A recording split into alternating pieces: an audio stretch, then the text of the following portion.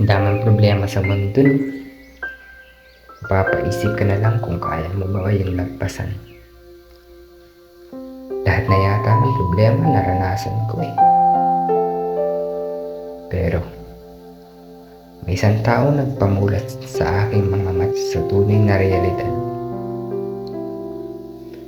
Isang babaeng nagpakilala sa akin sa Panginoon. Siya nagpatunay sa akin ng pag-asa. Siya ang naging dahilan para mas makilala ko ang sarili ko. Siya ang regalong hindi ko pagsisisihan na dapat sa akin.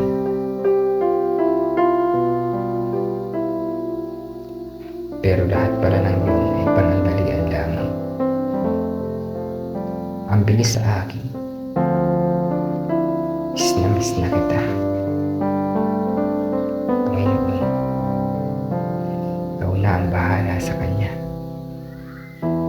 Alam kong masaya siya dyan sa tirahan.